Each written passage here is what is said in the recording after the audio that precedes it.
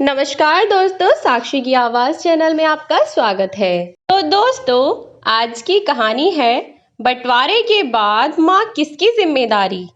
मनीषा जी नीचे बरामदे में पड़ी हुई खाट पर अकेली बैठी हुई थीं।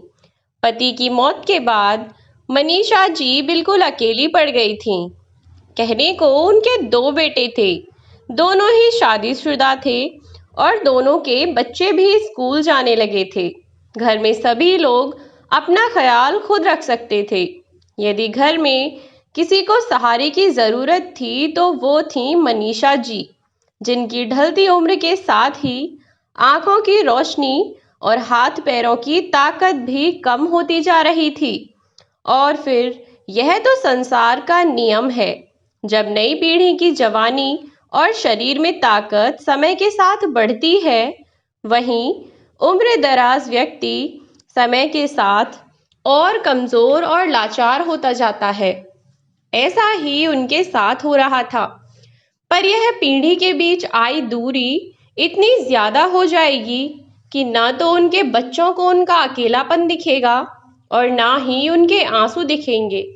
ऐसा तो मनीषा जी ने कभी नहीं सोचा था, किंतु अब उनके बर्दाश्त की हद पार हो चुकी थी, क्योंकि न ही तो कोई समय से खाना देने आता और ना ही उनसे उनका हालचाल पूछता। वहीं बरामदे से होकर आते जाते रहते, लेकिन अपनी बूढ़ी माँ के पास दो पल बैठने का समय ना ही तो उनके बेटों के पास था और ना ही उनकी बहुओं के पास। फिर पोते पोतियों से तो उम्मीद ही क्या रखनी थी। आखिर वे भी तो अपने माँ बाप की ही औलाद थे। इतने बड़े परिवार में भी वह बिल्कुल अकेली थीं। कभी कभार पड़ोसन के साथ कहीं पार्क या मंदिर में चली जाती तो समय कट जाता, वरना सूना घर काटने को आता। शाम को वह कभी कभार टहलने निकल जाया करती थीं। वहीं पर उनकी सहेली से कभी मुलाकात हो जाया करती थी। बातों बातों में यह बात वह अपनी मित्र से कह बैठी तो वह बोली, लेकिन तुम्हारा तो भरा पूरा परिवार है, फिर ऐसा कैसे? मनीषा जी उन्हें बताने लगीं। जब 8 महीने पहले उनके पति की मौत हो गई थी तो उनके बेटे और बहू ने शुरू शुरू में बड़ी सेवा की थी। कुछ महीनों बाद बेटा बहू आए और आकर कहने लगे, माँ, नीचे 2 कमरों में कैसे सबका गुजारा हो, और अब बच्चे भी बड़े हो रहे हैं, उन्हें भी तो अलग कमरा चाहिए। कब तक एक कमरे में गुजारा करें? पापा तो कुछ करने से पहले ही चल बसे, आप ही अब कुछ कर सकती हैं। उस वक्त मैं चौंक गई और अपने बेटों से पूछने लगी, लेकिन बेटा, मैं क्या कर सकती हूँ? मेरे पास तो कुछ भी नहीं है। तभी मेरे बड़े बेटे राजा ने कहा, माँ, बाबूजी ने अपनी सारी जमीन जायदाद आपके नाम कर दी थी और अब आप ही हर चीज की मालिक हैं। आप चाहें तो गांव वाली जमीन में से थोड़ा सा हिस्सा बेचकर आप यह घर क्यों नहीं बनवा लेती? ऊपर ही घर बनवा लेंगे तो सही रहेगा। आप तो समझती हैं माँ।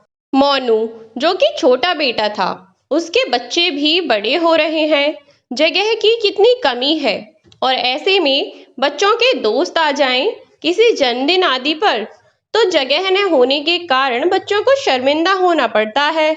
मैंने भी उनकी बात मान ली और गांव की जमीन का आधा हिस्सा बेचकर मैंने उनके हाथ में पैसे दे दिए।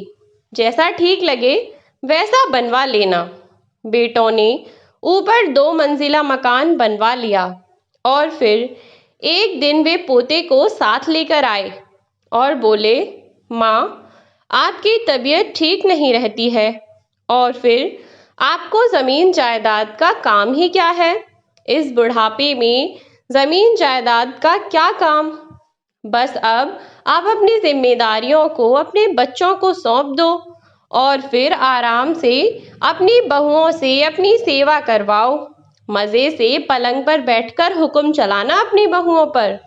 जब मैंने कहा, बेटा, तो ये सब क्या कह रहा है मुझसे? मुझे कुछ भी समझ नहीं आ रहा है। तो मेरा छोटा बेटा अपने बेटे को सामने लाते हुए बोला, माँ, छोटे का कल जन्मदिन है, तो मैं चाहता हूँ कि आप उसे एक ऐसा तोहफा दें जो कभी किसी ने न दिया हो, ना ही कभी कोई दे सके। मैं फिर से पूछने लगी, हाँ बेटा, मैं भी अपने पोते के लिए कुछ करना चाहती हूँ, पर मैं क्या कर सकती हूँ? और कोई अच्छा तोहफा भी नहीं दे सकती। तभी मोनू बोला, माँ, आप ही केवल हैं जो इन्हें वो तोहफा दे सकती हैं जिसके लिए दोनों यहाँ आए हैं। मेरा बड़ा बेटा बोला, अरे यार, तू साफ साफ बता ना माँ को, करना क्या है? कुछ कागज आगे करता हुआ छोटा बेटा बोला, माँ, आपको कुछ नहीं करना, बस इन कागजों पर अपना नाम लिख दो। राजा के पापा के होते मैंने कभी कहीं दस्तखत नहीं किए, ना ही कुछ जानती थी, पर वे कहते थे इंसान को कोई भी कागज पर दस्तखत करवाए तो ये पूछना चाहिए कि वह किस लिए है। हो सके तो कागजात पढ़ लेने चाहिए, क्योंकि आजकल धोखाधड़ी बहुत है। लेकिन यहाँ कौन है जो मेरे साथ धोखा करेगा? मेरे बच्चे ही तो हैं। यह सोचकर मैंने दस्तखत कर दिए, लेकिन मैंने सोचा एक बार पूछ लेती हूँ किस चीज के कागज हैं ये। पूछने पर बेटा बड़ा मुस्कुराता हुआ बोला, माँ, इन पर लिखा है कि आप गांव वाली बाकी जमीन अपने दोनों पोतों के नाम कर रही हो। मुझे सुनकर पहले थोड़ा धक्का लगा कि इन्होंने कितनी चालाकी से कागज पर मेरे दस्तखत ले लिए, लेकिन फिर मैं सोचने लगी कि मेरा बड़ा बेटा सही तो कह रहा था। इस उम्र में मुझे जमीन जायदाद का भला क्या काम? मेरे जाने के बाद वैसे भी सब कुछ बहू और बेटा का ही तो था। और फिर मेरे अपने पोते हैं, मैंने उनके लिए इतना कर भी दिया तो क्या हो गया? अब आराम से रहूंगी और दोनों बहुओं और बेटों से सेवा करवाऊंगी। मैं उस दिन यहाँ तुमसे मिली थी ना, ये उसी दिन की बात है। जब तक मैं घर पहुंची, बेटे और बहू कोई भी मुझे घर में नहीं दिखा। एक पल को तो मैं घबरा गई और बच्चों को आवाज देने लगी। बहुत देर बाद बड़ी बहू ऊपर से चिल्लाई, क्या हुआ? क्यों इतना चिल्ला रही हो? हम ऊपर आ चुके हैं सारा सामान लेकर, कुछ काम ही कर रहे हैं इसलिए नहीं सुना। मैंने कहा, कोई बात नहीं, चलो, बहू काम में व्यस्त है तो मैं ही ऊपर चली जाती हूँ। मैं जैसे ही ऊपर पहुंची और सीढ़ियों से बहू के दरवाजे पर पैर रखा, वह जोर से चिल्लाई, आपको दिखाई नहीं देता? सारा घर गंदा कर देती। मैंने अभी अभी पूरा घर साफ किया है, पहले सूख जाने दो फिर अंदर आना। मैंने कहा, बहू, बहुत तेज भूख लग रही है, जल्दी से कुछ खाने को दे दो। कोई बात नहीं बेटा, सफाई की है तो मैं यहीं सीढ़ियों पर बैठकर खा लूंगी।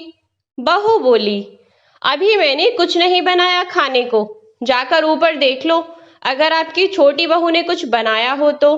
मैंने कहा, बेटा, मैं इतनी सीढ़ियों से चलकर आई हूँ, पहले ही मेरा सांस फूल रहा है, तुम ही कुछ बना दो।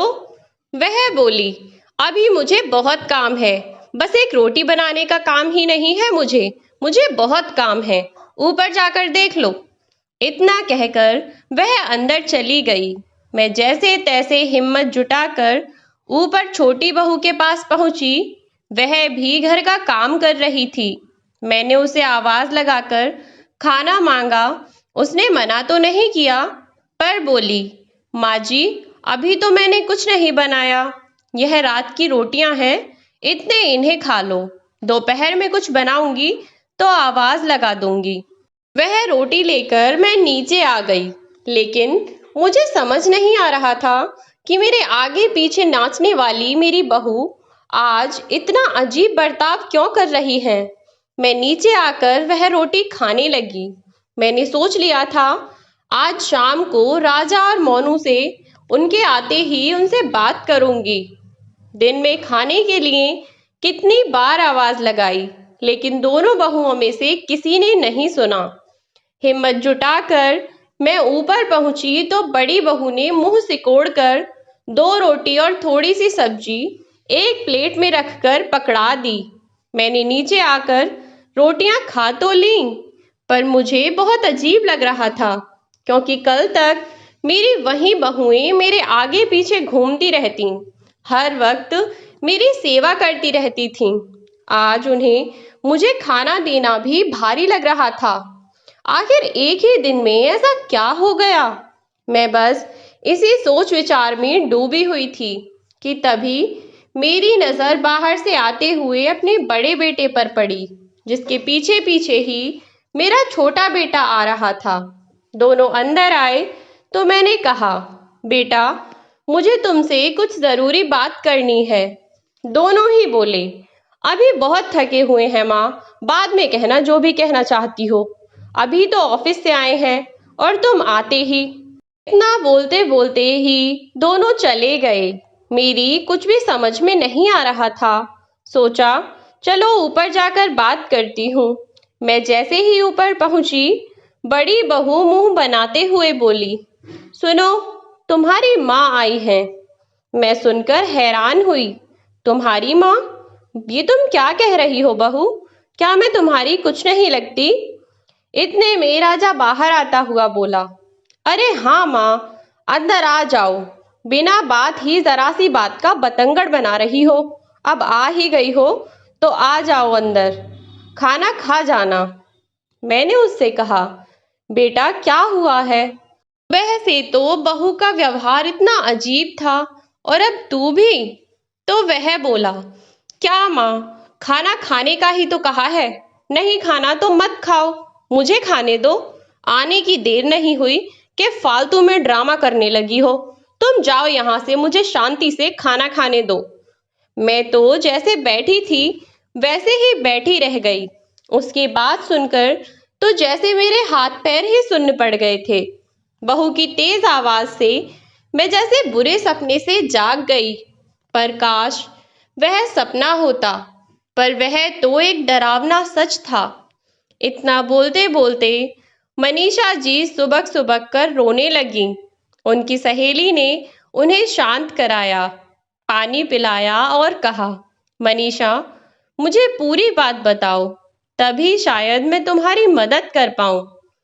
मनीषा जी थोड़ा शांत हुई और बोली, बड़ी बहू के यहाँ से उठकर मैं ऊपर छोटे बेटे के पास गई। मुझे पहले ही डर लग रहा था, फिर भी मैं हिम्मत करके छोटे बेटे के पास गई। दरवाजा खुला था तो मैं आवाज देकर अंदर चली गई। छोटी बहू ने लाकर रोटियां दे दी। मैंने पहला टुकड़ा मुंह में डाला ही था कि मोनू भी कमरे से बाहर आया और बोला, माँ, आप यहाँ कैसे? अपने बेटे के इस सवाल को सुनकर मेरी आंखों में आंसू भर आए।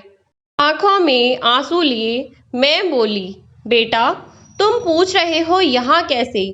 तुम्हारे भाई ने कह दिया यहाँ मत आओ, तो मैं जाऊं कहाँ? तो छोटी बहू ने थोड़ी नरमी दिखाते हुए कहा, माँ जी, आप खाना खा लो, फिर बात करना। छोटी बहू फिर भी ठीक थी, लेकिन मोनू के आगे वह ज्यादा कुछ कह नहीं पाती थी। अब बड़ी बहू ने तो बिल्कुल हाथ झाड़ लिया। दोनों वक्त का खाना छोटी बहू के पास ही खा लिया करती। ज्यादा अच्छा तो नहीं, पर जैसा भी करती वही थोड़ा बहुत बनाकर दे देती थी। फिर आज सुबह जब सीढ़ियों से मैं ऊपर जा रही थी, तब मोनू की आवाज आई। वह अपनी पत्नी से लड़ रहा था। तुम ही ज्यादा रईस हो, बड़ी भाभी को देखो और कुछ सीखो। उन्होंने तो अपना पल्ला झाड़ लिया और माँ को हमारे माथे मढ़ दिया। अरे, हमारे पहले से ही बहुत खर्चे हैं। छोटी बहू ने कहा, तो फिर इसमें माँ जी की क्या गलती है? वो कभी तुम्हारे तो कभी तुम्हारे बड़े भाई के दरवाजे पर ही खड़ी रहे बस। जाने कैसा बेटा है, पैसे का भूखा। इतना सुनते ही मोनू ने छोटी बहू पर हाथ उठा दिया। मार के डर से बेचारी चुप हो गई और मैं वहीं से वापस आ गई। दोबारा जाने की हिम्मत नहीं हुई। मेरे कारण इस बेचारी को और मार पड़ गई। और बड़ी बहू ने तो दरवाजे से ही ये कहकर भगा दिया, हमसे अपने खर्चे तो पूरे होते नहीं है, तुम्हारे खर्चे कौन उठाएगा। बात 2 रोटी की ही हो तो देखा भी जाए, तुम्हारे तो खर्चे भी कम नहीं हैं। सड़क पर किसी को 2 रोटी देनी हो तो देकर घर आ जाओ, और तो कोई खर्चा नहीं है। लेकिन आपके कपड़ों का खर्चा, दवाइयों का खर्चा, खाने पीने का खर्चा हमसे नहीं हो पाएगा। जैसे भी हो आप नीचे ही रहा करो, यहाँ मत आया करो। आ जाती हो तो खाना देना ही पड़ता है। लंबी सांस लेती हुई बोली, पता नहीं बहन, जीवन में और क्या क्या दुख देखना बाकी रह गया है, जो अब भी भूख से तड़पने के बाद भी प्राण नहीं निकलते। अब उनकी बर्दाश्त की सीमा पार हो चुकी थी। वह फूट फूट कर रोने लगीं। रोते रोते वहीं बैठ गईं। तभी उनके मित्र ने उन्हें उठाया और उन्हें पहले सांत्वना दी। वह उन्हें ढांढस बंधाते हुए बोली, देखो मनीषा, यदि ऐसे हार मानकर बैठोगी तो सच में अभी न जाने तुम्हारे साथ और क्या क्या होगा। लेकिन यदि तुम गलत के खिलाफ आवाज उठाती हो तो तुम अपना बचा कुचा जीवन बहुत अच्छी तरह से बिताओगी। तुम्हारी बहू बेटों को सबक सिखाने का एक तरीका है मेरे पास, पर पहले तुम्हारे पास जो भी जमीन के कागज हैं वो यहाँ ले आओ कल, फिर इसका कोई उपाय खोजते हैं। पर पहले मैं तुम्हें कुछ खिला देती हूँ। मनीषा जी व उनकी मित्र वहीं पास के ठेले पर गईं और मनीषा जी की मित्र ने उन्हें भर पेट खाना खिलाया। शाम का खाना पैक करा दिया और फिर दोनों अपने अपने घर निकल गईं। अगले दिन मनीषा जी सभी कागजात लेकर पार्क में पहुंची और देखा उनकी मित्र पहले से वहीं थीं और एक वकील के साथ खड़ी थीं। वह पहले ही वकील को सभी हालातों के बारे में बता चुकी थी। वकील साहब ने वहीं बैठकर कागज देखे और कहा, अरे वाह, ये हुई ना बात। अब ये बताइए, ये कागज किस प्रॉपर्टी के हैं। वह बोली, हमारे मकान के कागज हैं। वकील ने कहा, फिर तो आपके बहू और बेटों को आप अपने इशारों पे नचा सकती हैं। वकील के साथ मिलकर अपनी मित्र की सहायता से मनीषा जी ने कागजी कार्यवाही शुरू की और वकील मनीषा जी को लेकर उनके घर पहुंचा। साथ में ही उनकी मित्र भी थी। वकील के आने से सभी लोग थोड़ा चौंक गए कि तभी वकील के पीछे पीछे मनीषा जी अंदर आईं। उन्हें वकील के साथ देख बेटे चौंक गए। वे बोले, माँ, ये सब क्या है, आप वकील के साथ? मनीषा जी बोली, हाँ बेटा, वकील के साथ, क्योंकि तुम लोगों ने मेरे पास और कोई चारा ही नहीं छोड़ा। जब जायदाद की बारी आई तो दौड़कर दोनों मेरे पास अपना हक मांगने आ गए, और जब अपना फर्ज निभाने की बात आई तो दोनों ने अपने हाथ पीछे खींच लिए। इस बंटवारे में पैसा, घर और जमीन तो दोनों को चाहिए थी, पर माँ, वह किसी को नहीं चाहिए थी, है ना?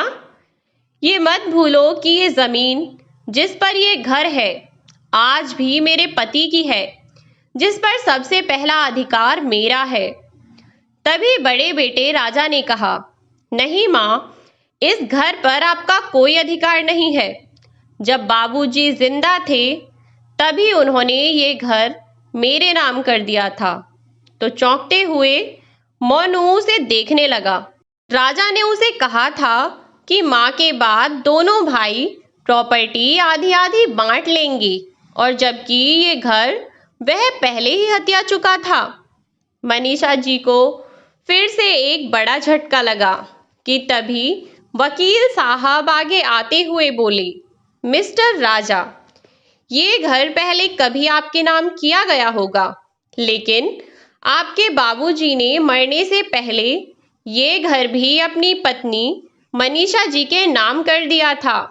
साथ ही यह भी लिखा था कि यदि मनीषा जी की मृत्यु अचानक किसी दुर्घटना या अन्य किसी व्यक्ति द्वारा उनकी हत्या की जाती है तो यह प्रॉपर्टी अनाथ आश्रम में दान कर दी जाए। यह सुनते ही राजा हक्का बक्का रह गया। तभी वकील ने कहा, खैर ये आपका पर्सनल मैटर है, लेकिन आंटी जी शायद आपको अंदाजा ना हो, लेकिन आपके पति को अंदाजा था कि उनकी औलाद कितनी घटिया हो सकती है। इसलिए आपकी सुरक्षा की चिंता करते हुए उन्होंने मरने के कुछ दिन पहले ही यह सब कराया था, क्योंकि डेथ की जो डेट आपने बताई है उससे 2 दिन पहले ही वसीयत बदली गई थी। और हाँ आंटी जी, ये घर आपका है, आप चाहें तो किराए पे उठाएं, चाहें तो खाली पड़ा रहने दें, चाहें तो अपने दुश्मनों को इस घर से धक्के मार कर बाहर निकाल दें, कोई आपसे कुछ नहीं कह सकता। इतना सब झेलने के बाद मनीषा जी पहले वाली शांत और सीधी सी महिला नहीं रही जो कुछ ना बोल सके। अपने अधिकार के लिए लड़ना जब उन्होंने शुरू कर ही दिया था तो अब वह अपनी औलाद को सबक सिखाए बिना पीछे नहीं हटने वाली थी। वे बोली, कल सुबह तक मुझे ऊपर के दोनों फ्लोर खाली चाहिए, अपना इंतजाम कहीं और करो। इतना सुन मोनू तो अपनी माँ के पैरों में गिरकर गिड़गिड़ाने लगा। माँ, मुझे माफ कर दो, मैं भैया की बातों में आ गया था। जब उन्होंने मुझे पैसे का लालच दिया तो मैं मना नहीं कर पाया। मनीषा जी बोली, मुझे अब उन सब बातों से कोई मतलब नहीं है, कैसे करोगे कैसे नहीं, मुझे इस बात से कोई मतलब नहीं है। मुझे कल सुबह तक दोनों फ्लोर खाली चाहिए। तभी राजा भी अपनी माँ के पैरों में गिड़गिड़ाकर दया की भीख मांगने लगा। माँ प्लीज हमें माफ कर दो, आखिर हम कहाँ जाएंगे अगर आपने हमें घर से निकाल दिया तो। अब मनीषा जी बोली, जब मुझे रोटी देना तुम्हें भारी लग रहा था तब तुमने सोचा था कि माँ कैसे खाएंगी, कहाँ से लाएंगी? नहीं ना, लेकिन मैं फिर भी इतना नीचे नहीं गिरूंगी कि अपने पोते पोतियों को दर दर की ठोकर खाने को छोड़ दूं। अगर चाहो तो वापस तुम लोग नीचे वाले कमरों में शिफ्ट हो सकते हो, पर ऊपर वाले फ्लोर तो मुझे खाली ही चाहिए। अब मनीषा जी ने एक फ्लोर को 10,000 रुपये महीने किराए पर चढ़ाया और नीचे वाले फ्लोर पर खुद रहने लगी। बहू बेटे को सबसे ऊपर वाले दोनों कमरों में से एक एक कमरा दिया, जहां पानी की पाइपलाइन भी चालू नहीं थी। अब वे मजे से नीचे रहती। 10,000 रुपये वे चाहकर भी खर्च नहीं कर पाती थीं। खाना बनाने वाली रखी जिसे 1,000 रुपये बढ़ाकर दे देती तो वहीं झाड़ू बर्तन और कपड़े भी कर जाती। एक इंसान का काम ही कितना होता है। अच्छा खाती अच्छा पहनती थी। वही बहू बेटा जब नीचे से ऊपर 2 मंजिल पर पानी ढोते तो उन्हें देख दुख तो होता, किंतु कलेजे पर पत्थर रखकर कहती, यहाँ गंदा मत करना, आराम से जाओ।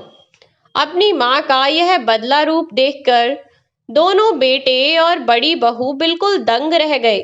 आश्चर्य तो छोटी बहू को भी था, लेकिन वह जानती थी एक न एक दिन कुछ तो होगा, क्योंकि हर चीज की एक हद होती है जो कि पार हो चुकी थी।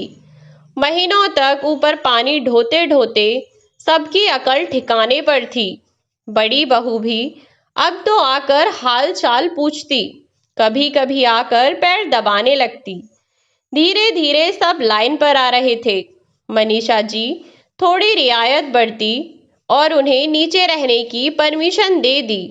अब तो उनके सभी बच्चे उनके आगे पीछे नाचते रहते थे, खूब सेवा करते। इससे मनीषा जी खुश थीं। और जब माँ बाप का रवैया बदला तो बच्चों को भी अकल आ गई। वे भी दादी जी की इज्जत करने लगे और बस इतना ही मनीषा जी के लिए काफी था। तो दोस्तों, ये थी हमारी आज की कहानी। इससे हमें पता चलता है कि बुढ़ापे में बूढ़े माता पिता को क्या चाहिए होता है। 2 वक्त की रोटी अच्छी मिले या चटनी से, यदि बच्चों का प्यार मिले तो वह सब कुछ खुशी खुशी खा लेंगे। उन्हें किसी और चीज का लालच नहीं होता सिवाय आपके प्यार और इज्जत के। ये ना भूलें कि एक दिन आप भी बुजुर्ग होंगे। अपने माता पिता के साथ वही बर्ताव करें जो आप अपने बुढ़ापे में अपने साथ चाहते हो। तो दोस्तों, ये थी हमारी आज की कहानी। कहानी आपको कैसी लगी कमेंट बॉक्स में जरूर बताएं। वीडियो को लाइक और शेयर करना ना भूलें और चैनल को सब्सक्राइब जरूर कर दें ताकि आपको नई नई कहानियां मिलती रहें। मिलती हूँ नई वीडियो में नई कहानी के साथ।